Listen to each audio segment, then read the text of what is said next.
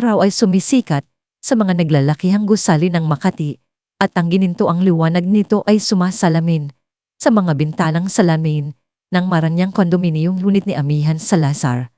Isang babaeng may tatangi, tanging ganda, matalino, at nagtataglay ng mana ng isa sa pinakamayaman at iginagalang na angkan sa Pilipinas. Ang mga Salazar, ang kanilang pangalan ay kasing kahulugan ng malawak na lupain at mga ari-arian sa Batangas, mga negosyo na nagpapakilos sa ekonomiya at isang kasaysayan ng karangalan. Ngunit sa lahat ng mga kayamanang ito, ang pinakadakilang yaman ni Amihan sa panahong iyon ay nasa loob niya isang buhay na lumalaki. Ang kanyang unang anak, si Amihan, na may balat na parang pinunggarin at mga matang kasing itim ng gabi, ngunit puno ng ningning, ay nakaupo sa balkonahe, umiinom ng mainit na salabat. Ang simoy ng hangin ay banayad at ang tanawin ng umuunlad na syudad sa ibaba ay tila isang ipinintang larawan ng isang maunlad na buhay. Sa tabi niya ay isang larawan nilang asawa, si Gabriel Gabo de Leon, na may ngiting nakakabihag. Si Gabo ay ang perpektong asawa. Maginoo, guwapo, matagumpay na kasosyo sa negosyo, at ang lalaking sinumpaan ni Amihan na mamahalin habang buhay. Ang kanilang buhay sa Maranyang kondominium sa Makati ay isang huwaran ng kaligayahan. Bawat sulok ay pinupuno ng tawa, ang malambing na bulungan, at ng mga pangarap para sa hinaharap. Ang mga silid ay pinalamutian ng mga sining at kagamitang nagpapakita ng kanilang pinong pandasa, at ang bawat umaga ay tila isang pangako ng panibagong simula. Isang bagong kabanata sa kanilang perpektong fairy tale. Isang gabi, habang naghahapunan sa kanilang pribadong silid, kainan, pinuno ng ilaw ng kandila at matatamis na tinig ng jazz, ipinahayag ni Amihan ang pinakamahalagang balita. Gabo, bulong niya, ang kanyang mga mata ay nagniningning sa tuwa. Magiging tatay ka na. Ang mga salitang iyon ay lumabas mula sa kanyang bibig na tila muska. Bawat pantig ay puno ng asa at pagmamahal. Napakagat si Gabo sa kanyang labi. Ang isang baso ng red wine ay bahagyang natigilan sa ere. Sumunod ang isang sandali ng katahimikan na tila ba walang hanggan na nagpabilis sa tibok ng puso ni Amihan. Ngunit pagkatapos, parang kidlat, sumabo sa galak ang mukha ni Gabo. Ang kanyang ngiti ay malapad, ang kanyang mga mata ay tila nagliliwanag, at ang kanyang tinig ay puno ng matinding kaligayahan. Amihan, totoo ba yan? Totoo ba ang sinasabi mo? Tanong niya. Ang kanyang mga kamay ay agad na kinuha ang mga kamay ni Amihan. Pinisil ang mga ito ng buong pagmamahal. Yakap niya si Amihan ng mahigpit.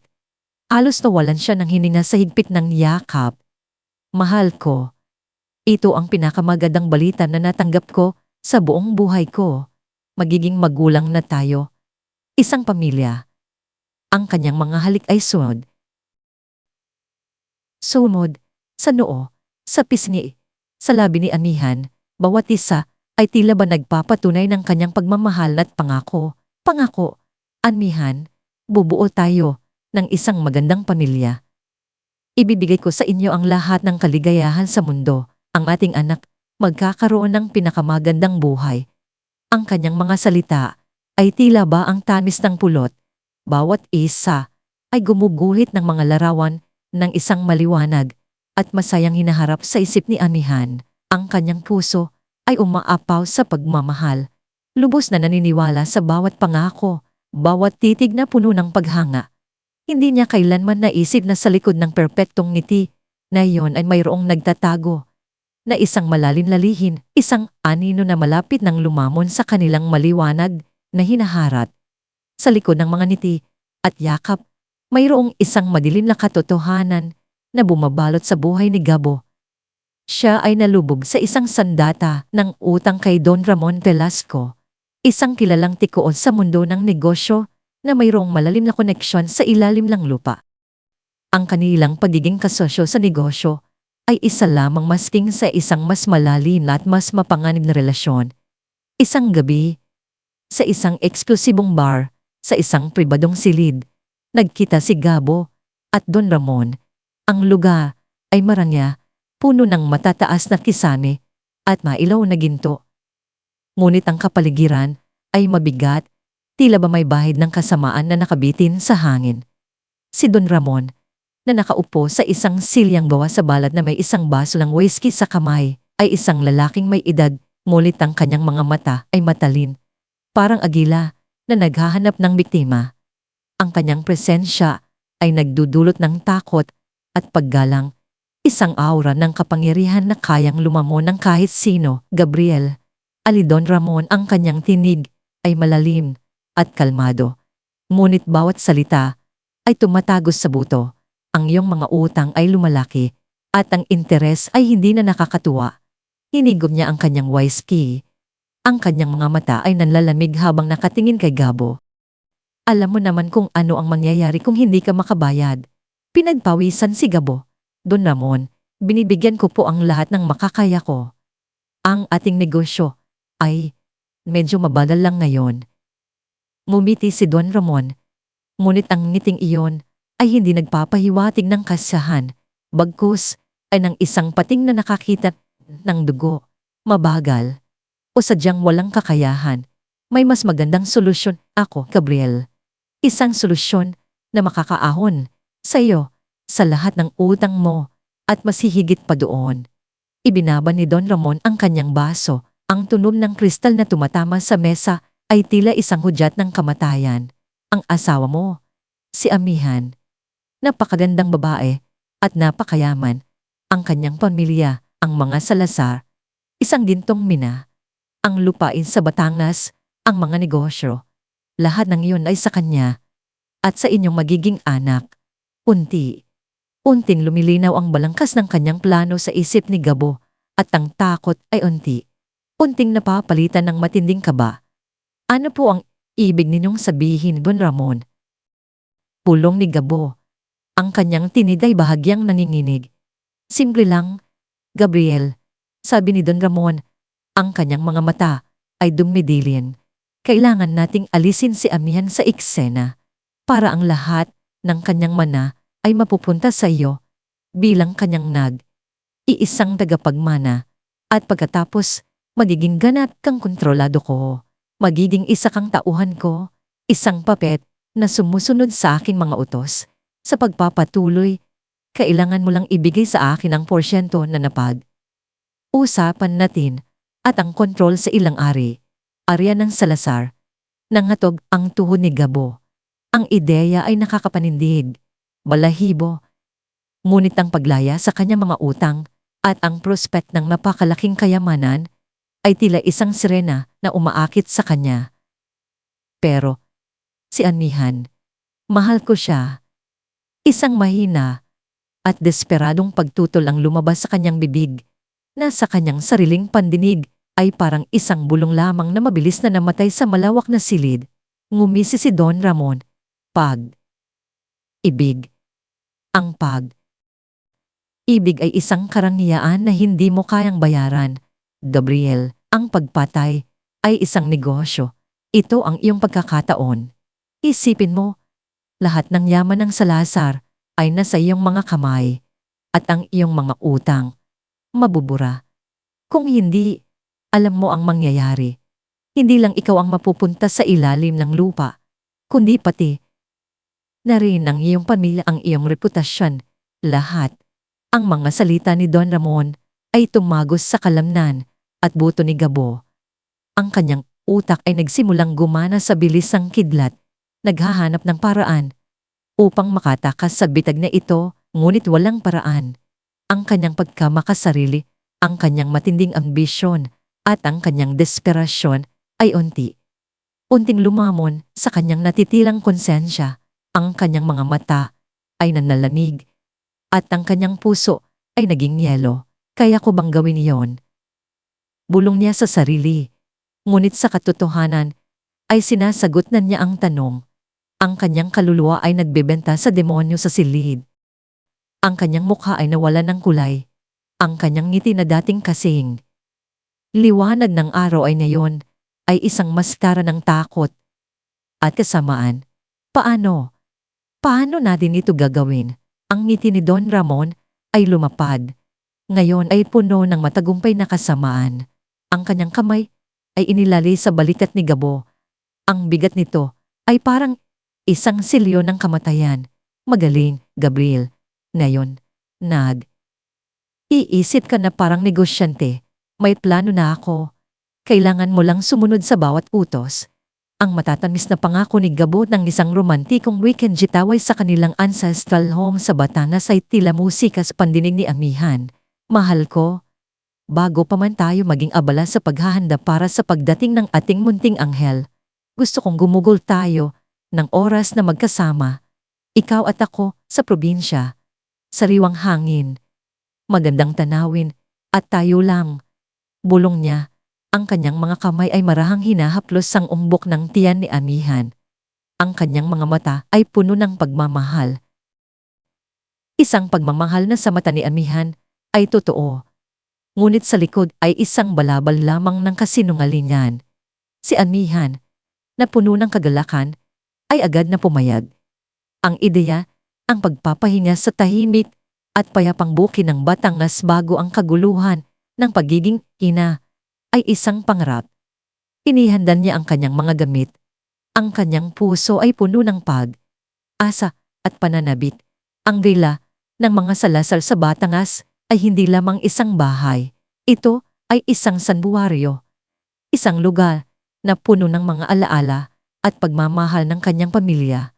Noong araw ng kanilang alis, ang araw ay sumikat ng maliwanag at ang langit ay asul. Walang bahid ng ulap. Si Gabo ay abala sa paglalagay ng kanilang mga gamit sa sasakyan, habang si Amihan naman ay nakaupo sa passenger seat. Pinapanood ang bawat galaw niya. Ang kanyang ngiti ay malawak, ang kanyang puso ay umaawit. Sa simula ng kanilang paglalakbay, ang lahat ay perpekto. Nagkwentuhan sila ng mga pangarap para sa kanilang anak, ng mga pangalan na kanilang ibibigay, at ng mga lugar na kanilang pupuntahan bilang isang pamilya. Pinakain siya ni Gabo ng mga paborito niyang snacks at ang mga kamay nito ay minsang hinahaplos ang kanyang mga pisngi at ang kanyang umbok na tiyan, ang ating liwanag. Amihan, bulong niya, na may halong saya sa kanyang boses.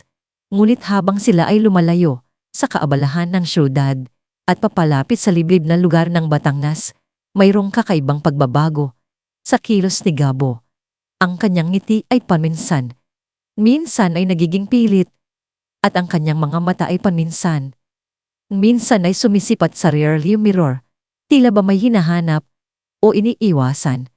May mga sandaling bumibitiw ang kanyang kamay sa paghawak sa kamay ni Amihan, at ang kanyang mga mata ay nagpapakita ng isang sandali ng pagkabalisa o pagkakonsensya na mabilis niyang itinago sa likod ng isang tilit ng ngiti at isang bagong topik ng usapan.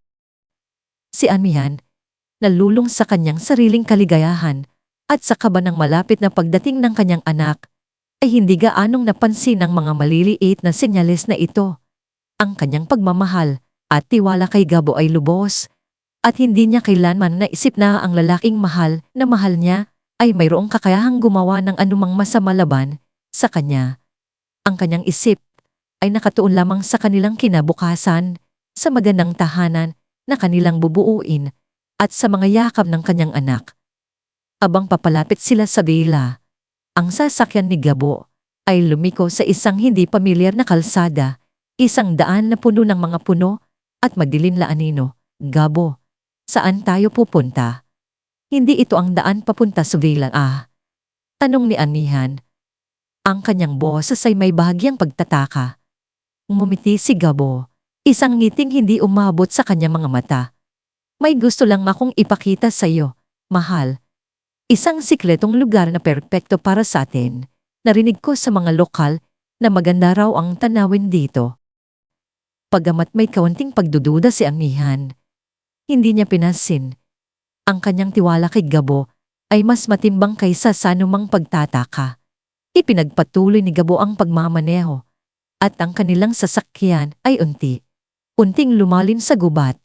Ang mga puno ay nagiging mas siksikan, at ang mga anino ay mas bumibigat. Ang hangin ay naging mas malamig.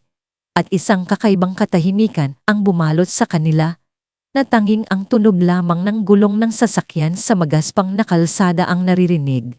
Sa isang liblib na bahagi ng kagubatan, sa gitna ng siksik na kakamihan, uminto si Gabo. Ang sikat ng araw ay halos hindi na makalusot sa mga dahon ng puno at ang kapaligiran ay nagmistulang isang lugar na hindi na kasing saya ng dati. Nang lumingon si Amihan upang tanungin si Gabo, nakita niya ang isang grupo ng mga lalaki na nakatayo sa ilalim ng mga puno. Ang kanilang mga mukha ay nakatalukbong at ang kanilang mga mata ay matatalin. Kasama nila si Don Ramon Velasco na nakatayo sa harap. Ang kanyang ngiti ay ngayon ay isang ngisi ng kasamaan. Doon nagsimulang bumagsak ang kanyang mundo. Ang lahat ng kasinungalingan, ang lahat ng pilit ng ngiti, ang lahat ng hindi pagkakapare. Pareho, sa kilos si Gabo ay biglang nagkaroon ng kahulugan. Ang kanyang puso ay kumalabog ng mabilis sa takot at ang kanyang hining niya ay huminto. Gabo, ano ito? Sino sila? Bulong ni Amihan. Ang kanyang mga mata ay nanlalaki sa takot. Umarap si Gabo kay Amihan. Ang kanyang mukha ay blanko, walang emosyon. Ang kanyang dating perpektong ngiti ay nawala, napalitan ng isang malamig na ekspresyon. Patawad, Amihan. Sabi niya. Ang kanyang tinig ay tuyo at walang buhay. Kailangan kong gawin ito. Ang mga salitang iyon ay tumagos sa puso ni Amihan na parang isang matalim na balaraw. Hindi niya makapaniwala sa kanyang narinig, sa kanyang nakikita. Ang lalaking kanyang pinagkatiwalaan, ang ama ng kanyang anak, ay pumayag na gawin ang bagay na ito. Gabo, paano mo magagawa ito sa akin? Sa anak natin? Sigaw ni Amihan. Ang kanyang tinig ay puno ng matinding sakit at pagtataksil. Nagsimula siyang umiling. Iling, ang kanyang mga luha ay nagsimulang dumaloy sa kanyang mga pisngi. Ngumiti si Don Ramon, isang ngiting puno ng pananagumpay. Wala nang makakapigil sa amin, Amihan. Ang iyong yaman, ang iyong lupain, ang iyong negosyo. Lahat ay sa amin na. Ikaw ay magiging isang malungkot na alaala na lamang. Doon sumugod ang mga tauhan ni Don Ramon at nagsimula ang isang desperadong pakikipaglaban, bagamat buntis at mahina. Ipinaglaban ni Amihan ang kanyang buhay ng buong lakas. Ang kanyang mga kamay ay kumakaway, ang kanyang mga paa ay sumisipa, ang kanyang tinig ay nagsisigaw ng tulong. Ngunit walang makarinig sa kanyang mga sigaw sa gitna ng liblib na kagubatan. Sa gitna ng pakikipaglaban, isang matalim na sipa ang kanyang naramdaman sa kanyang tiyan, hindi mula sa kanyang kalaban, kundi mula sa kanyang anak. Isang sipa na puno ng kapangyarihan na tila ba sinasabi, lumaban ka, nanay. Huwag kang susuko. Ang sipa na iyon ay nagpaalab sa kanyang natutulog na instinct ng isang ina, isang primal urge upang protektahan ang kanyang anak, upang mabuhay. Ang kanyang mga mata ay nagniningning muli sa pagpupulsige at ang kanyang lakas ay tila nagdoble. Ngunit ang kanyang mga kalaban ay marami at siya ay nag-iisa. Sa uli, siya ay bumagsak sa lupa. Ang kanyang katawan ay puno ng sakit at sugat. Ang kanyang huling nakita bago siya mawala ng malay ay ang malamig na mukha ni Gabo na nakatayo lamang at pinapanood siyang unting mamatay. Nang walang bahid ng pagtisisi sa kanyang mga mata, ang tunog ng sirena ng isang motorsiklo ang unang pumunit sa katahimikan ng gubat, kasunod ng ugong ng mga sasakyan na mabilis na dumarating. Ang mga mata ni Gabo, na dati walang emosyon, ay biglang nalaki sa gulat. Ang ngisi ni Don Ramon ay nawala, napalitan ng isang mapanglaw na ekspresyon. Parang kidlat, isang lalaki ang lumabas mula sa dilim ng kakahuyan. Siya ay matangkad, malaki ang pangangatawan, at ang kanyang mga mata ay kasing talim ng agila. Sa bawat hakbang niya ay mayroong kapangyarihan, isang aura, ang peligro na nagpaparamdam sa lahat ng nakakakita sa kanya. Ito si Matutio Salazar, ang nakatatandang kapatid ni Amihan. Isang lalaking kilala sa kanyang impluensya sa on the road ng Pilipinas. Si Tio ay hindi lamang isang simpleng negosyante. Siya ay isang figura na kinikilala at kinatatakutan ng marami, isang tao na nagmamay, ari ng kapangyarihan at respeto sa kanyang sariling karapatan. Bitawan ninyo ang kapatid ko. Ang tinig ni Tio ay aalab sa galit at sa likod niya ay nagsuputan ng kanyang mga tauhan. Kalmado at handang lumaban. Hindi sila sumigaw, hindi sila naglabas ng anumang banta. Ang kanilang presensya lamang ay sapat upang magdulot ng takot. Ang mga tauhan ni Don Ramon ay nagulat sa biglaang pagdating. Hindi sila handa at sa loob ng ilang sandali, nagsimula ang isang mabilis at brutal na labanan. Si Tio, na puno ng matinding galit, ay sumugod sa mga kalaban ng walang aalinlangan. Ang kanyang mga galaw ay mabilis at tumpak. Bawat suntok ay may lakas na kayang magbatumba ng kalaban. Ang kanyang mga tauhan ay sumunod sa kanyang yapak. Mabilis na kinokontrol ang sitwasyon. Nakita ni Tio si Amihan na nakahandusay sa lupa, duguan at halos walang malay. Ang kanyang puso ay kumirot sa matinding sakit at galit. Amihan. Sigaw niya. Ang kanyang tinig ay puno ng takot. Mabilis siyang lumapit sa kanyang kapatid, lumuhod sa tabi nito, at maingat na inangat ang ulo nito sa kanyang kandungan. Ang mga mata ni Amihan ay bahagyang nakabukas at nakita niya ang mukha ng kanyang kapatid. Isang mukha na puno ng aalala at pagmamahal, isang mukha na alam niyang poprotekta sa kanya. Tio. Bulong niya bago tuluyang mawala ng malay. Dahan. Inangat ni Tio ang kanyang ulo at ang kanyang mga mata ay nagpaling. Paling sa gubat, hinahanap ang mga nagtaksil sa kanyang kapatid. Nakita niya si Gabo at Don Ramon na mabilis na tumatakbo papalayo. Ang kanilang mga mukha ay puno ng takot at pagtatakwil. Ang mga mata ni Tio ay apoy sa matinding galit. Isang apoy na kayang lumamon ng lahat. Ang kanyang mga labi ay naging isang manipis na linya at ang kanyang mga kamao ay nakakuyom. Sa sandaling iyon, ipinangako niya sa kanyang sarili na babayaran nina Gabo at Don Ramon ang ginawa nilang pagtataksil sa kanyang kapatid. Dalhin ninyo siya sa ospital. Ngayon na, utos ni Tio sa kanyang mga tauhan. Ang kanyang tinig ay matalin at puno ng otoridad. Maingat na inilipat si Amihan sa isang stretcher at mabilis na isinakay sa isa sa mga sasakyan. Ang biyahe patungo sa ospital ay puno ng pagmamadali at pagdarasal. Si Amihan ay nasa kritikal na kondisyon at ang kanyang buhay, pati na rin ang buhay ng kanyang anak, ay nakabitin sa manipis na sinulid. Si Tio ay tahimik na nakaupo sa tabi ng stretcher. Ang kanyang kamay ay mahigpit na nakahawak sa kamay ni Amihan. Ang kanyang mga mata ay nanlalamig, puno ng matinding galit at paghihiganti. Alam niya na ang laban ay hindi pa tapos. Ito ay simula pa lamang. Ang tunog ng mga makinang humihina sa paligid, ang matalim na amoy ng antiseptiko na bumabalot sa hangin, at ang malamig na haplos ng puting kumot sa kanyang balat, ito ang mga unang palatandaan na nagbalik si Amihan sa mundong ito, isang mundong nagtaksil sa kanya. Ang kanyang mga mata ay nanatiling nakapikit, ngunit ang kanyang isip ay nagsisimulang gumana. Bawat alaala ay isang hiwa sa kanyang kaluluwa.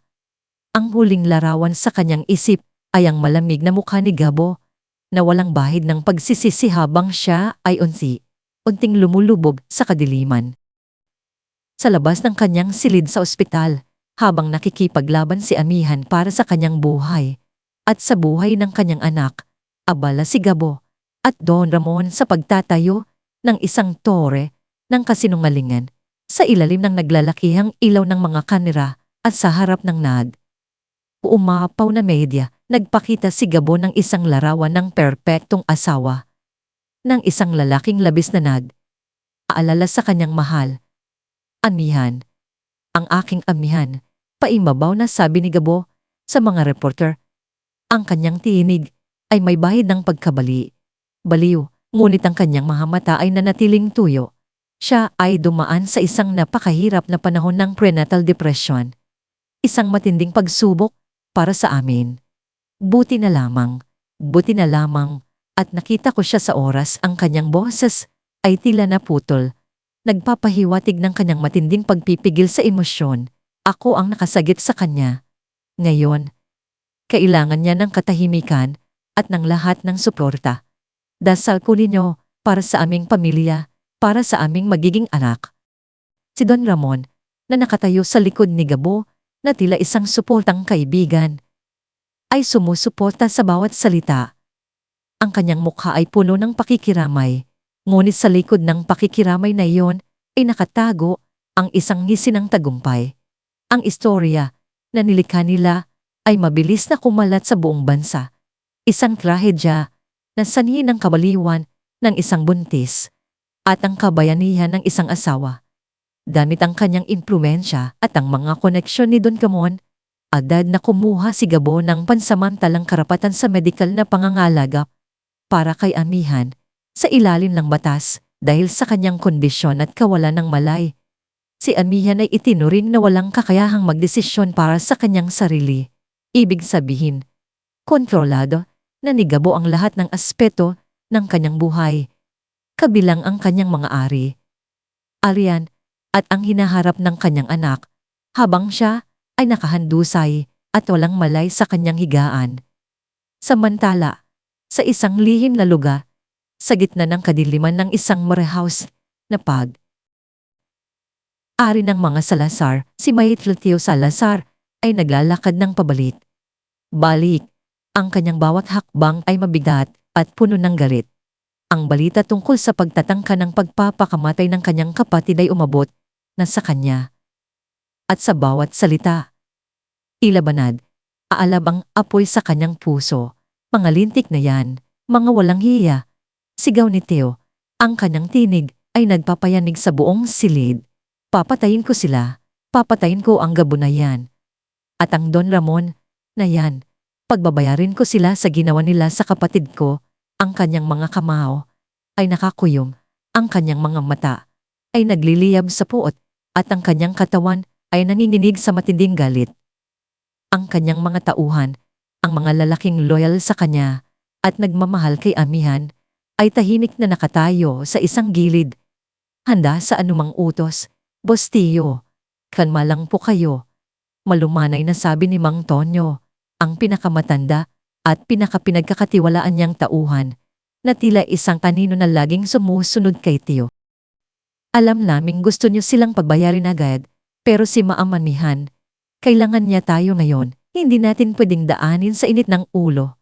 Init ng ulo, Mang Tonyo, ang kapatid ko. Ang kapatid ko ang ginawa nilang ganito. Ang kanyang tinig ay tumaas. Tuno ng matinding sakit. Gusto kong sunugin ang lahat. Gusto kong gawing abo ang lahat ng arian nila. Gusto kong ipakita sa kanila kung sino ang Salazar. Boss, alam naming masakit, pero isipin ninyo si Maamanihan. Pagpapatuloy ni Mang Tonyo, ang kanyang tinig ay puno ng respeto at pag-aalala. Sabi ng doktor, critical pa rin po ang kalagayan niya. Kung gagawa tayo ng biglaang hakbang, baka lalo lang siyang mapahamak. Hindi ito ang oras para sa dahas. Kailangan natin ng diskarte. Kailangan natin silang pagbayarin, pero sa paraan na makikinabang si Maamanihan, hindi ang mga kalaban. Unting bumalik sa ulirat si Teo, ang kanyang hininga ay huminahon. Ngunit ang apoy sa kanyang mga mata ay nanatiling buhay. Tumingin siya sa malayo. Ang kanyang isip ay nagsisimulang gumawa ng isang mas malalim at mas mapanganib na plano.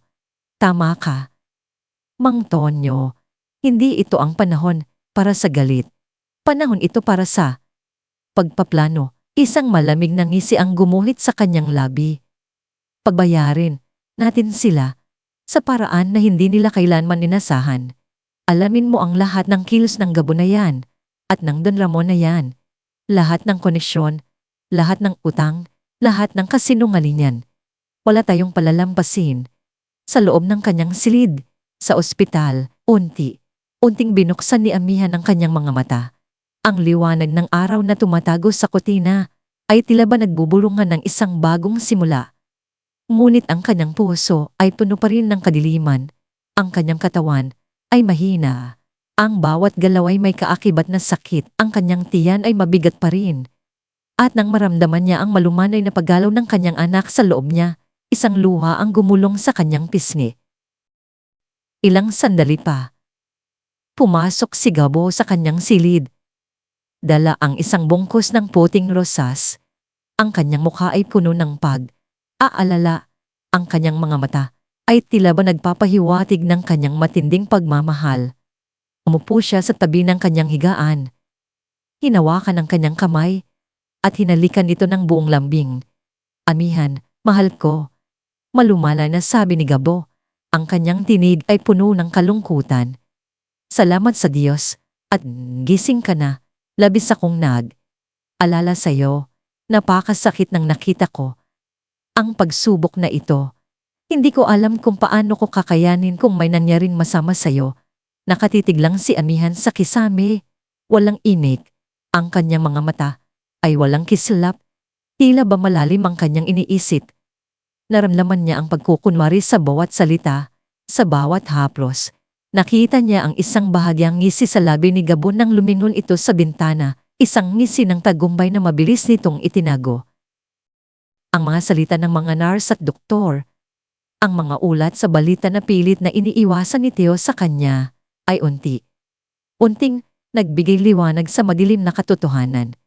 Ang depresyon mo, Amihan, pagpapatuloy ni Gabo, ang kanyang tinig ay puno ng awa, ngunit may halong insulto. Sana ay sinabi mo sa akin, nandito ako para sa'yo, mahal ko. Kailangan nating maging malakas para sa ating anak. Ang bawat salita ay parang balaraw na tumatagos sa puso ni Amihan. Depression, pagpapakamatay. Ang lahat ng ito ay isang malaking kasinungalingan, isang nakakapangilabot na kasinungalingan na kanilang binuo upang sirain ang kanyang reputasyon at agawin ang kanyang Arian. Ang galit ay unting umusbong sa kanyang puso, isang apoy na nagpapainit sa kanyang malamig na balat. Ang sakit, ang pagtataksil, ang pagkadismaya sa lalaking kanyang pinagkatiwalaan ay sumisila sa kanyang pagkatao. Ngunit nang muling maramdaman niya ang malumanay na paggalaw ng kanyang anak sa loob niya, isang himala ang nangyari. Isang tibok ng buhay, isang pag-asa. Isang dahilan upang lumaban. Lumaban ka, nanay. Tila babulong ng kanyang anak. Sa sandaling iyon, nagdesisyon si Amihan. Hindi siya susuko. Hindi niya hahayaang sirain ng mga halimaw na ito ang kanyang pamilya at ang kanyang kinabukasan. Ngunit hindi siya gagamit ng dahas. Hindi siya magiging tulad nila. Gagamitin niya ang kanyang talino, ang kanyang karunungan, upang makamit ang hustisya. Mula sa sandaling iyon, si Amihan ay nagsimulang magpakitang tao. Ang kanyang mga mata ay nanatiling malayo, walang buhay. Ang kanyang mga labi ay nanatiling sarado, walang salita. Tumugon siya sa Gabo ng may paliw, ng pagkadismaya, ng isang babaeng nabali ang pag-asa. Ang kanyang katawan ay tila ba isang walang buhay na manika, sumusunod sa bawat utos. Ngunit ang kanyang isip ay matalin at puno ng mga plano. Amihan, kakain ka na. Malumanay na sabi ni Gabo, sinusubuan siya ng sopas. Hindi kumibo si Amihan. Kinuha lang niya ang kutsara. Ang kanyang mga mata ay malayo. Napansin ni Gabo ang kanyang pagbabago at isang ngisi ang gumuhit sa kanyang labi. Tama nga ang ginawa natin, Don Ramon. Bulong niya sa sarili. Habang nakatitig sa Amihan, wala na siyang saysay. Isang bangkay na lamang. Ang pag-ate ni Amihan ay naging perpekto. Naniwala sina Gabo at Don Ramon na siya ay tuluyang nabali, na siya ay wala ng kakayahang lumaban. Ang kanilang pagtitiwala sa kanilang sarili ay lumaki. Ang kanilang pagka-kampante ay umabot sa sukdulan. Wala silang kaide. Ideya na ang kanilang laruan ay unting nagiging isang mangangaso. Sa bawat araw na lumilipas, habang patuloy na nagpapanggap si Amihan na isang basag na kaluluwa, ang kanyang isip ay abala sa pagbuo ng isang detalyadong plano. Ito ay isang chess gani, at siya ang queen na naghahanda ng bawat galaw ng maingat. Ang kanyang pagkadismaya at kawalan ng pag-asa ay naging kanyang sandata, isang maskara na nagtatago sa kanyang tunay na layunin. Ang kanyang unang hakbang ay ang pagdanit kay Theo. Si Theo, sa lahat ng kanyang galit at lakas ay naging kanyang tulay sa mundo ng impormasyon. Sa bawat pagbisita ni Theo, na madalas ay lihim, upang hindi mahalata ni Gabo, si Amihan ay nagpapahayag ng kanyang mga kahilingan sa pamamagitan ng mga pahiwatig, ng mga sulap, ng mga salita, na mayroong ibang kahulugan. Theo, bulong ni Amihan sa kanyang kapatid isang gabi.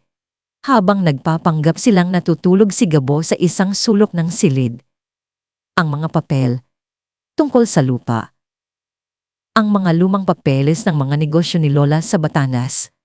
Hanapin mo ang mga kopya ng transaksyon, lalo na yung mga bago. Ang kanyang mga mata ay nakatitig sa kisame. Tila ba nagdarasal. Ngunit ang kanyang isip ay matalas. Alam ni Theo ang ibig niyang sabihin. Ang mga papeles na iyon ay maaaring magbunyag ng mga lihim na transaksyon ni Don Ramon na posibleng hindi na uugnay kay Gabo. Si Amihan ay naghahanap ng mga ebidensya na magpapakita na ang tunay na motibo ni Don Ramon ay hindi lamang ang kayamanan ni Amihan, kundi ang buong Salazar Empire. Sa loob ng ilang linggo, pinagsama ni Theo ang impormasyon, ang kanyang mga koneksyon sa ilalim ng lupa ay hindi lamang tungkol sa dahas. Sila ay mahusay din sa pagkuha ng impormasyon, sa pagsubaybay, at sa pagtuklas ng mga lihim.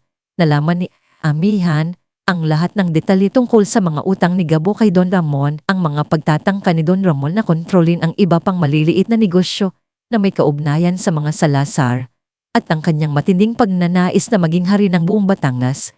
Ang Don Ramon na ito ay hindi lamang isang kasosyo sa negosyo. Siya ay isang linta na naghahanap ng paraan upang sipsipin ang lahat ng dugo ng Salazar. Ngunit ang pinakamahalagang bahagi ng kanyang plano ay ang pagmamanipula kay Gabo sa bawat pagbisita ni Gabo, kung saan siya ay nagpapanggap na nag-aalala. Si Amihan ay nag-iiwan ng mga butil ng pagdududa. Gabo. Malumanay na sabi ni Amihan, isang araw, ang kanyang tinig ay halos bulong. Nakita ko si Don Ramon, ang kanyang mga mata. Tila ba may hinahanap, mas malaki pa sa atin. Akala ko ba, sa atin lang siya? Nagulat si Gabo. Ano ang sinasabi mo, Amihan? Nagpapahinga ka lang dapat. Narinig ko ang mga nurse na nag-uusap tungkol sa mga lupain sa Kalataglan. Ang lolo ko, may malaking lupain doon.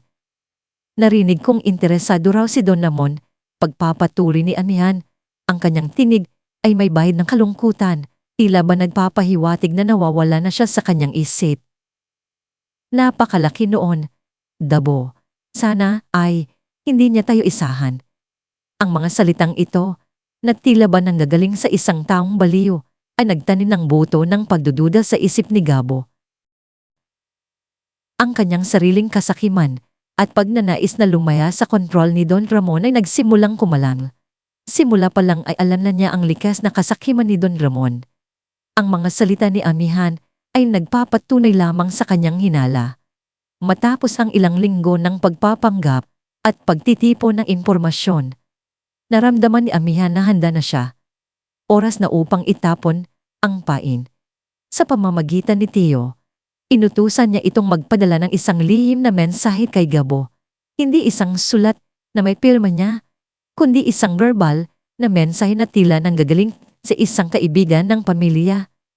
Isang mensahe na tila ba nagpapahiwatig ng kanyang huling desisyon. Ang mensahe ay simple, ngunit puno ng pananampalataya.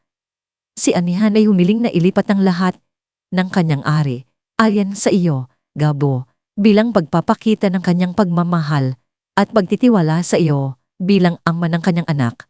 Ngunit mayroon siyang isang kondisyon. Kailangan ninyong pirmahan ang mga papeles sa isang lihim na lugar. Ang lumang warehouse ng pamilya sa labas ng Manila. At walang may ito sa Lazar ang dapat makaalam.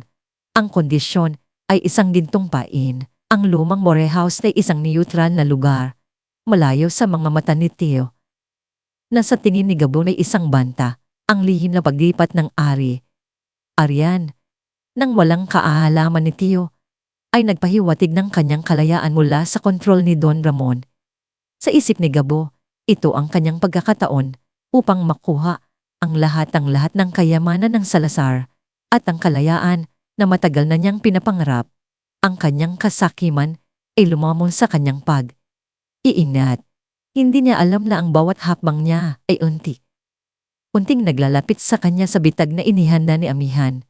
Ang ahas ay unting gumagapang patungo sa sarili nitong libingan, kabanatatat, panganang kasakiman at ang katotohanan ay nahayag.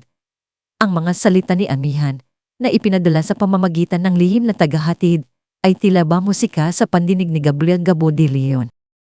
Ang isang pagkakataon upang makawala sa nakakabaliw na kontrol ni Don Ramon Velasco at, higit sa lahat, ang pagkakataong lubos na magmay-ari ng lahat ang kayamanan ng Salazar. Isang kayamanan na akala niya ay kailanman ay hindi niya mapapasakamay. Sa kanyang isip, si Amihan ay tuluyang nabali. Isang basag na manika na handa nang itapon ang kanyang buong pagkatao sa kanya. Ito ang perpektong wakas sa kanyang perpektong krimen. Isang pangarap na natupad na hindi niya inasahan. Nakatayo si Gabo sa kanyang maranyang opisina.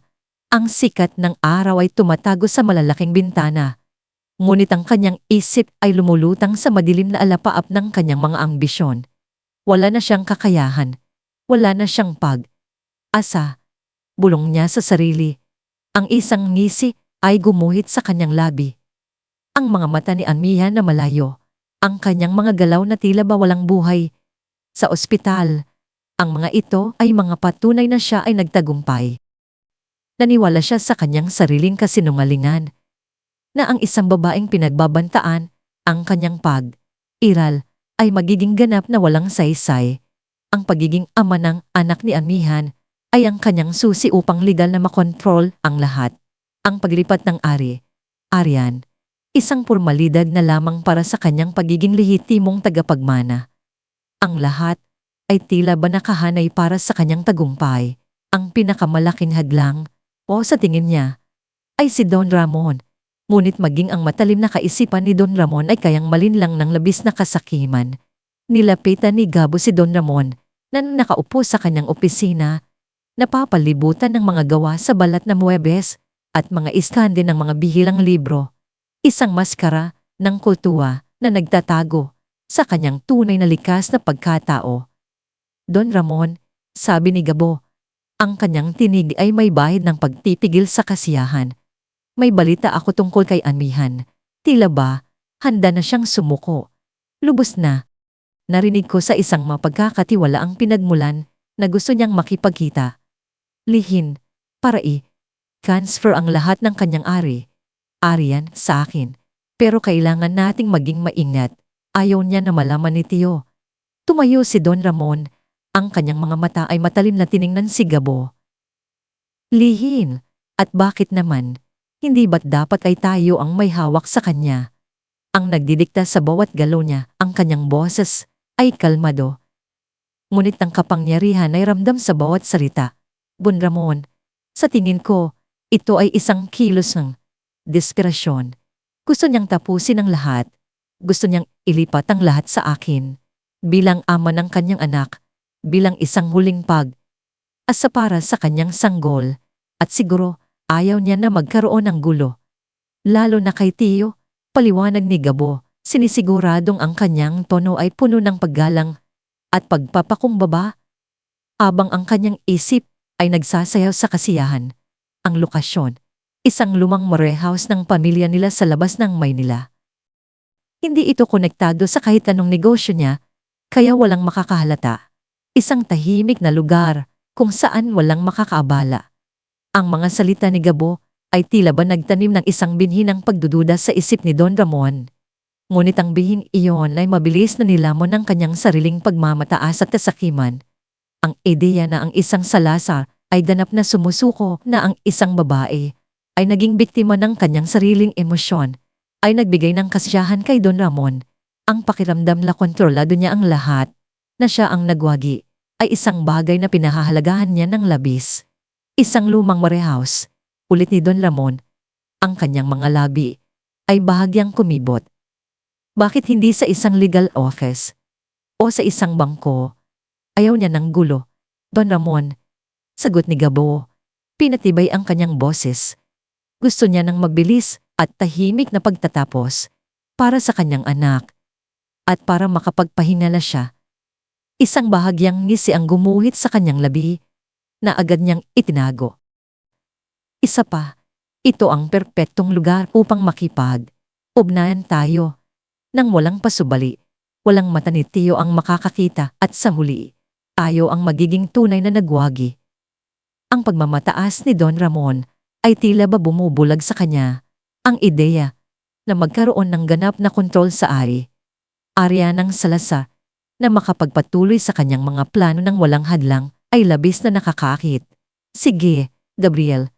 Sa huli ay sinabi ni Don Ramon, ang kanyang tinig ay nagpapahiwatig ng pagmamalaki. Kung ganoon, ang gusto ng nagdurubong puso ni Amihan, pagbibigyan natin siya. Pero kailangan mong siguraduhin na walang anumang agarya. At tandaan, Gabo, ako pa rin ang nagdidikta. Ang anumang kasunduan na gagawin ninyo ni Amihan ay kailangan pa ring dumaan sa akin. Nginisiyan siya ni Gabo. Sa tingin niya, siya na ang tunay na mananalo, wala siyang kaide. Ideya na ang kanyang bawat hakbang ay unting naglalapit sa kanya sa isang bitag na mas matalim pa sa anumang kayang isipin ni Don Ramon. Ang mga ngaso ay hindi alam na sila na ang mga biktima. Ang gabi ay bumaba sa Metro Manila na may kasamang malakas na pagbuhos ng ulan, tila ba nagbibigay babala sa nalalapit na paghahat. Ang daan patungo sa lumang bodega ng mga Salazar sa labas ng syudad ay madilim at bako, napapalibutan ang siksik na kakahuyan at pang-abandonadong gusali. Ang bawat patak ng ulan na bumabagsak sa bubong ng sasakyan ni Gabo ay tila ba isang tambol ng kapalaran. Sa likuran niya, ang sasakyan ni Don Ramon ay sumusunod ng may pag-ihingat. Ang mga headlight nito ay tumatagos sa dilim. Ang lumang bodega ay isang anino sa gitna ng gabi. Ang bubong nito na kinakalawang, ang mga bintanang salamin na nabasag, at ang malalaking pintuan na gawa sa kahoy na halos gumuguho, na ay nagbibigay ng isang nakakatakot na presensya. Sa loob, ang hangin ay mabigat sa amoy ng alikabok at dampi ng lumang kahoy. Ang ilaw ay nanggagaling lamang sa iilang nakasinding ilaw na tila ba ayaw ding magbigay liwanag sa madilim na sulok. Ang mga anino ay nagsasayaw sa mga dingding, nagbibigay ng isang malalim at misteryosong kapaligiran. Isang ganap na kaibahan sa mga maranyang opisina at apartment kung saan sila karaniwang nagtatago ng kanilang mga lihin. Nang bumukas ang malalaking pinto, bumungad sa kanila si Amihan. Nakatayo siya sa gitna ng silid. Ang kanyang silweta ay malinaw na nakikita sa likod ng bahagyang ilaw. Ngunit hindi na ito ang Amihan na kanilang iniwan sa gubat. Hindi rin ang Amihan na kanilang nakita sa ospital. Ang Amihan na malayo ang tingin. Ang Amihan na walang buhay. Ang kanyang pananamit ay simple. Isang puting blouse at itim na pantalon, ngunit ang kanyang presensya ay tila ba nagbibigay ng liwanag at kapangyarihan. Ang kanyang buhok ay nakapusod ng mahigpit at ang kanyang mga mata ay matalin, malamig, at puno ng hindi maipaliwanag na determinasyon. Wala nang bahid ng takot o kahinaan. Para kay Gabo at Don Ramon, ito ay isang nakakagulat na pagbabago. Ang kanilang mga panga ay tila ba nabingi at ang kanilang mga puso ay biglang kumalabog. Ang ngisi sa labi ni Gabo ay unting nawala, napalitan ng pagkalito. Si Don Ramon, na sanay sa pagkontrol sa lahat ng sitwasyon, ay biglang nakaramdam ng isang malamig na panginginig. Magandang gabi, Gabo, Don Ramon, sabi ni Amihan. Ang kanyang tinig ay malinaw at matatag. Walang bahid ng pagdududa o pagkabali. Bali, bawat salita ay tila ba isang matalim na kutsilyo. Salamat at nagawa ninyong dumalo sa aking imbitasyon. Akala ko, mas matatalino kayo. Natawa si Gabo. Isang pilit na tawa upang itago ang kanyang pagkabalisa. Amihan, mahal ko. Ano mang sinasabi mo? Nandito kami para sa iyo. Ang mga papeles, hindi ba? Para matapos na ang lahat ng gulo at maibigay mo na sa akin ang lahat para sa inabukasan ng ating anak. Sinubukan niyang lumapit, ngunit isang matalim na tingin mula kay Amihan ang nagpahinto sa kanya. Ang mga papeles, ngumiti si Amihan, isang ngiting hindi umabot sa kanyang mga mata. Isang ngiting puno ng pait. Oo, ang mga papeles, pero hindi lang ito tungkol sa mga papeles ng aking ari. Arian, Gabo, mas malalim ba diyan? Umarap si Amihan sa kanila. Ang kanyang mga kamay ay nakakuyaw sa likuran niya. Mga hangal, akala ninyo, ako, may laruan lamang. Akala ninyo, ang isang buntis na babae ay madaling malilinlang, madaling tapusin. Ngayon, kayo ang nasa loob ng aking hawla. Ito ay echo ng flash forward na nagpapatunay na ang tagpong ito ay ang flash forward. Si Gabo ay napaatras, ang kanyang mukha ay namutla. Ang pagkabigla ay lumamon sa kanya. Amihan, anong pinagsasabi mo? Hindi ka namin maintindihan. Huwag kang magpanggap, Gabriel, sabi ni Amihan. Ang kanyang tinig ay malamig na parang yelo. Alam mo ang sinasabi ko. Alam mo ang lahat ng kasinungalingan, ang lahat ng pagtataksil na inyong ginawa. Ikinaway niya ang kanyang kamay patungo sa isang maliit na mesa sa isang sulok ng bodega. Dito ay may nakalatag na mga dokumento, mga kontrata, mga ledger, mga mapa ng lupa, at iba pang mga papeles. Ang lahat ay tila ba nakasalansan ng maayos. Naisip ninyo na kayo ang matatalino, hindi ba, ang mga ngaso? Ngunit ang inyong kasakiman ay bumulag sa inyo. Ang mga papel na ito, Don Ramon, ay hindi lamang patunay ng mga utang ni Gabo sa iyo. Hindi lamang ito patunay ng inyong kasunduan na agawin ng aking ari. Arian, ang mga ito ay patunay ng iyong mas malaking plano. Ang plano mo na lamunin ang buong Salazar Empire. Ang lahat ng lupain sa Batangas, ang lahat ng negosyo, ang lahat ng minana ng aming pamilya sa loob ng maraming henerasyon. Hindi lang ako ang target mo. Hindi ba?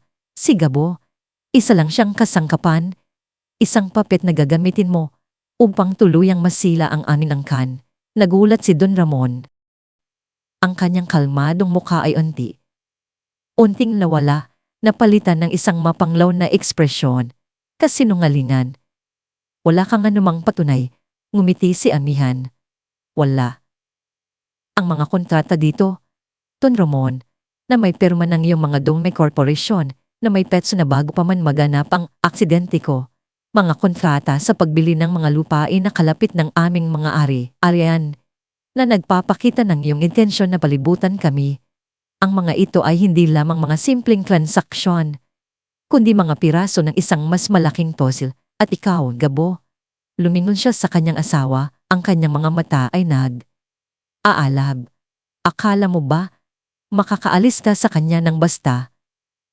Basta, akala mo ba, pagkatapos mong makuha ang aking ari, Arian, hahayaan kanyang maghari? Ang mga papel na ito ay nagpapakita na ang susunod na target niya ay ang mga ari. Arian ni Lola. At ikaw, bilang legal na tagapamana ng aking bahagi, ay ang susunod na pupulbusin niya.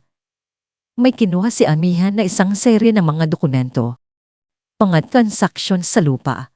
Mga lihim na kasunduan sa pagitan ng mga kumpanya ni Don Ramon at mga lokal na opisyal at mga sulat na nagpapakita ng kanyang pagnanais na palawakin ang kanyang kontrol sa rehiyon. Ang bawat papel ay tila ba isang piraso ng bomba na munding sumasabog sa kanilang mukha. Ang mga mata ni Gabo ay nanalaki sa pagkabigla at galit. Don Ramon, anong ibig sabihin nito? Totoo ba ang sinasabi niya? Pinlano mo ang lahat, tinagamit mo lang ako. Ang kanyang tinig ay tumaas, puno ng matinding pagtataksil. Ang pagmamataas si Gabo, ang kanyang pagiging makasarili, ay nasaktan. Ang ideya na siya ay naging isang pipit sa laro ni Don Ramon ay mas masakit pa kaysa sa kanyang sariling krimen. Kalokohan. Huwag kang maniwala sa kanya, Gabriel. Baliw ang babaeng iyan. Nagsisinungaling lang siya. Sigaw ni Don Ramon. Sinubukan niyang bawiin ang kanyang kontrol. Ngunit ang kanyang boses ay may bahid na ng kaba. Ang kanyang mga mata ay nagsisimulang magpakita ng takot. Kasinungalingan. Mumisi si Anihan. Ang mga audio recording ng inyong mga pag-uusap, Don Ramon, kung saan ay ipinahayag mo ang iyong mga plano na gamitin si Gabo upang makuha ang lahat ng Salazar, kung saan ay pinagtawanan mo ang kanyang pag-ibig sa akin at ang kanyang katapatan sa iyo. Kinuha ni Anihan ng isang maliit na device mula sa likod ng mesa. Isang recorder. Biglang bumukas ang mga mata ni Gabo sa matinding pagkabigla. Ang kanyang mundo ay gumuho sa isang iglap. Ang pagtataksil, ang kanyang sariling ignorante. Ang lahat ng kanyang kasakiman ay tila ba bumalik upang lamunin siya. Niloko mo ako, Don Ramon. Puta. Ginawa mo akong tanga. Akala ko ba magkasama tayo sa lahat ng ito? Ang taong ganid, Gabo, ay walang kakampi, walang pag-ibig, walang katapatan, sabi ni Anihan. Ang kanyang sinig ay puno ng awtoridad. Ang tanging alam ninyo ay kasakiman. Ang tanging tingin ninyo ay pera. At sa huli, ang pera ang magiging sanhi ng inyong pagbagsak. Ang hangin ay naging mabigat sa tensyon. Si Gabo, na nabubulagan ng matinding galit at pagkabigla, ay sumubod kay Don Ramon. Magnanakaw, lintet ka. Ginawa mo akong alipin. Akala ko ba ako ang magiging hari? Ikaw ang mas demonyo. Masyado kang mahina. Gabriel, masyado kang uto. Uto, hindi ka karapat. Dapat sa anumang kapangyarihan. Sigaw ni Don Ramon. Sinubukan niyang iwasan ang suntok ni Gabo. Ang dalawang lalaki na dating magkasabot sa kadiliman ay ngayon ay aaway na parang mga hayop. Ang kanilang mga mukha ay puno ng matinding puot at pagtataksil, suntok sa suntok, salita sa salita. Bawat palo, bawat sigaw ay naglalabas ng lahat ng kanilang masamang intensyon, ng lahat ng kanilang mga lihin. Ang kanilang mga tinig ay ako sa lumang bodega. Tila ba ang padel ay saksi sa kanilang pagbagsak? Si Don Ramon ay nagbunyag ng lahat ng utang ni Gabo, ang kanyang mga pagkukulang sa negosyo, ang kanyang desperasyon. Si Gabo naman ay nagbunyag ng mga lihim na transaksyon ni Don Ramon, ang kanyang mga iligal na gawain, ang kanyang mga koneksyon sa ilalim ng lupa.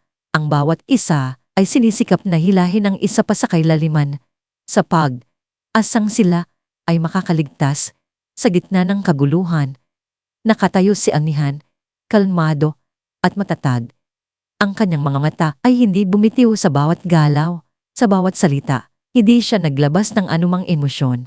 Ang kanyang puso ay malamig. Ang kanyang isip ay matalin. Alam niyang bawat salita na lumalabas sa kanilang bibig ay isang patunay, isang kumpirmasyon ng kanilang krimen. Ang nakatagong recording device na tila ba isang tahimik na saksi ay patuloy na nagtatala ng lahat. Oo, pinlano ko ang lahat. Dahil walang silbi ang Gabo na yan. Isang mahinang tao na madaling linlangin. Sigaw ni Don Ramon, nanghihingal. Ang kanyang mukha ay puno ng dugo. At ikaw, Anihan, akala mo ba matatalo mo ako? Isa kang babae. Babae? Oo, Don Ramon. At isang ina. At ang isang ina ay kayang gawin ang lahat para sa kanyang anak. Kalmadong sagot ni Anihan. Ang kanyang tinig ay nagpapakita ng isang nakakatakot na kapangyarihan. At ang isang babae, Don Ramon, ay kayang magplano ng mas matalim pa kaysa sa isang lalaking nabubulaga ng kanyang sariling kasakiman. Ang labanan ay patuloy na naganap. Hanggang sa pareho silang bumagsak sa sahig, pagod at sugatan. Ang kanilang mga hininga ay mabigat. Ang kanilang mga mata ay puno ng pagkabigo at galit. Pareho silang naniniwala na sila ang tunay na nagwagi. Hanggang sa huling sandali. Sa sandaling iyon, ang tunog ng mga sirena ng pulis ay biglang pumunit sa katahimikan ng gabi.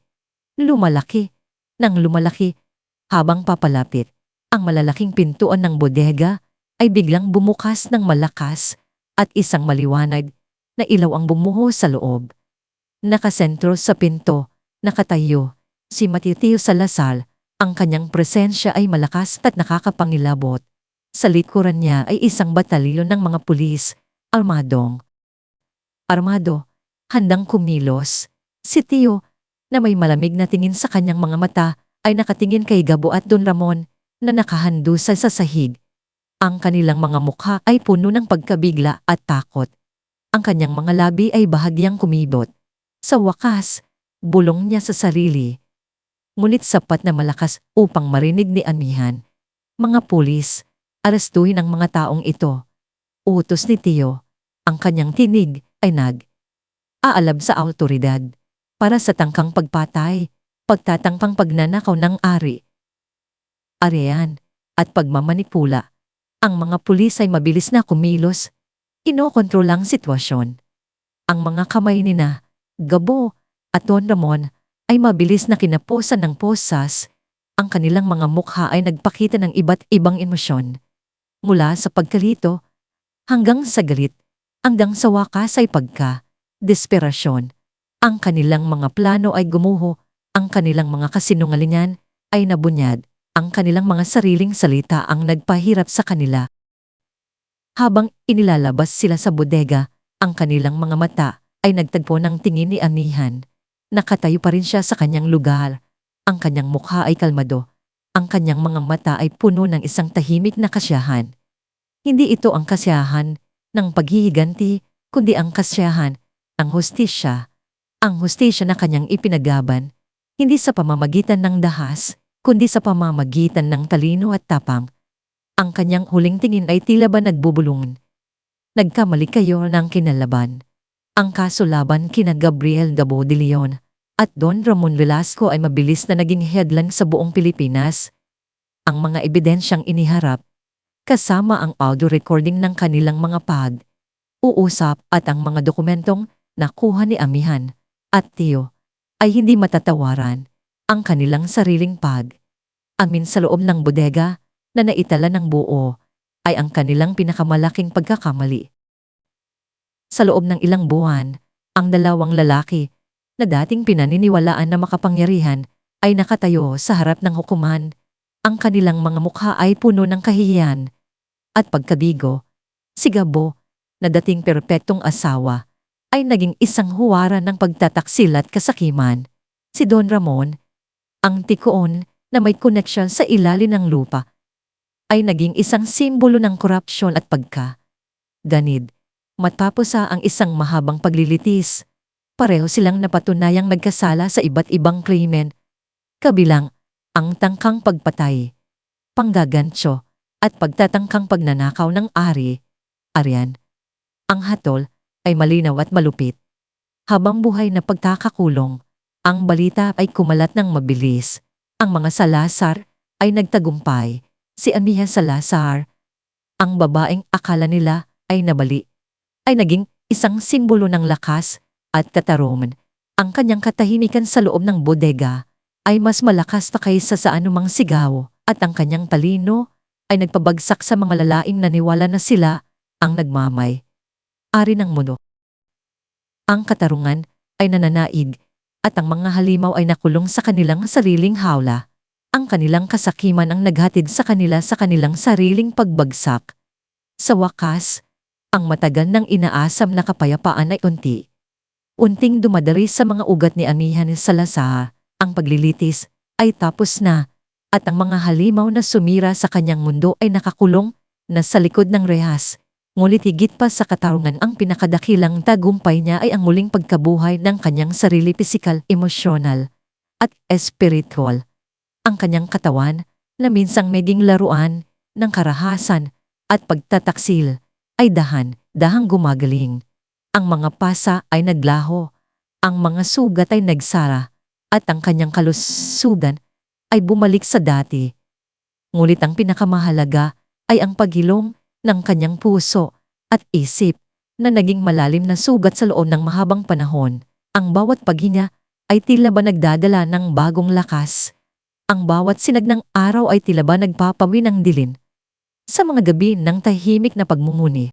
Ngunit, bumabalik ang mga alaala ng gubat, ng pagtataksil, ng pakikipaglaban. Ngunit ngayon, hindi na ito nagdudulot ng takot o puot. Sa halip, ito ay nagiging paalala ng kanyang matinding tapang, ng kanyang kakayahang lumaban, at ng kanyang hindi matatawarang pag-ibig sa anak na nasa loob niya. Ang bawat alaala ay isang silyo ng kanyang pagiging matatag, ng kanyang pagiging isang ina na hindi susuko. At sa gitna ng kanyang muling pagkabuhay, dumating ang pinakamaliwanag na sandali sa isang tahimik na umaga. Sa loob ng ospital na minsan niyang kinatulugan ng walang malay, ipinanganak ni Amihan ang isang malusog at magandang sanggol na babae. Ang sakit ng panganganak ay mabilis na naglaho nang marinig niya ang unang iyak ng kanyang anak. Isang tunog na mas matamis pa sa anumang awit, mas maganda pa sa anumang musika. Ito ay ang tunog ng buhay, ng pag-asa, ng muling pagsilang. Pinangalanan niya ang kanyang anak na Liwanag, isang pangalan na Tagalog na nangangahulugang liwanag o ilaw. Ang pangalang ito ay hindi lamang isang pag-asa para sa kanyang anak, kundi isang paalala rin sa kanyang sarili na matapos ang mahabang gabi ng dilin, laging may bagong umaga, laging mayroong liwanag na darating. Ang sanggol ay may balat na kasing kinis ng garing, mga pisning bilog at rosas, at mga matang kasing itim ng kanyang ina, ngunit puno ng inosente at nakakakit na kislap. Ang maliliit na daliri nito ay mahigpit na humawak sa kanyang hintuturo, isang koneksyon na mas matibay pa sa anumang maaring sirain ng mundo. Habang hinahawakan ni Amihan si Liwanag sa kanyang mga bisig, naramdaman niya ang isang kapayapaan na kailanman ay hindi niya naranasan. Ang init ng balat ni Liwanag, ang malumanay na paghinga nito sa kanyang dibdib, ang maliit na bibig na humahanap ng kanyang dibdib. Lahat ng ito ay nagbigay sa kanya ng isang matinding pag-ibig na nagpuno sa bawat sulok ng kanyang puso. Ito ang kanyang liwanag, ang kanyang dahilan upang mabuhay, ang kanyang inspirasyon upang patuloy na lumaban. Ang lahat ng sakit, lahat ng pagtataksil, lahat ng dilin ay tila ba naglaho na parang usok. Siya ay nalampasan ang pinakamadilim na bahagi ng kanyang buhay at ngayon ay bumabati sa isang bagong simula, isang bagong umaga na puno ng liwanag. Hindi nagtagal, dumating si Matutio Salas upang bisitahin sila nang makita niya si Amihan na may hawak na sanggol. Isang ngiti ang gumuhit sa kanyang labi, isang ngiting bihira niyang ipinakikita sa mundo ng kanyang mga negosyo. Lumapit siya, ang kanyang malakas na katawan ay tila ba lumalambot sa harap ng kanyang pamangkin. Amihan, malumanay niyang sabi. Ang kanyang tinig ay may bahagyang panginginig. Napakaganda niya. Ibinigay ni Amihan si Liwanag kay Tio at maingat na inangat ni Tio ang sanggol. Ang kanyang mga mata, nakaraniwang matatalim at puno ng pagbabanta, ay ngayon ay puno ng pagmamahal at pagkamanga. Liwanag. Bulong niya ang ating munting liwanag.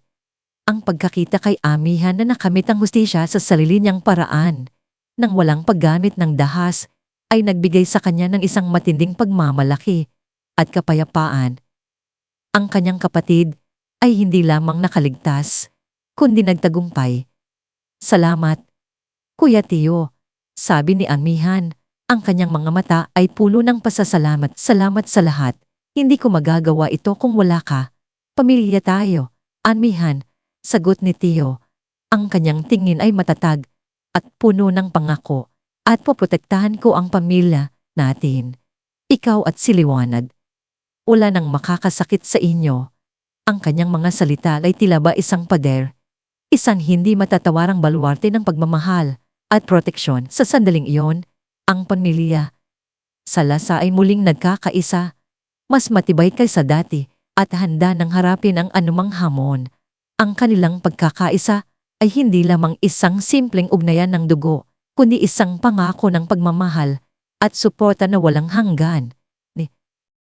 Sa paglipas ng mga buwan, habang unting lumalaki si Liwanag at patuloy na gumagaling si Anihan, isang bagong layunin ang umusbong sa kanyang puso. Hindi sapat na nakamit niya ang sarili niyang hustisya. Gusto niyang gamitin ang kanyang karanasan, ang kanyang mga pinagdaanan, upang tulungan ang iba. Gusto niyang maging isang boses para sa mga walang boses. Isang ilaw para sa mga nasa dilim. Ginamit ni Anihan ang kanyang yamang minana mula sa kanyang pamilya upang itatag ang puso ng Ina Foundation. Ang pangalan mismo ay nagpapahayan ng buong layunin nito, ang puso ng isang ina na puno ng pagmamahal, proteksyon at lakas. Ito ay isang non-profit organization na nakatuon sa pagtulong sa mga ina at kababaihan na biktima ng karahasan sa tahanan at pang-aabuso. Sa simula, maliit lamang ito, isang opisina sa Makati na may iilang staff. Ngunit ang kanyang puso at determinasyon ay nalaki. Ang bawat babae ay may karapatang mabuhay ng payapa. Sabi ni Anihan sa kanyang unang staff meeting, ang kanyang tinig ay puno ng paninindigan. Ang bawat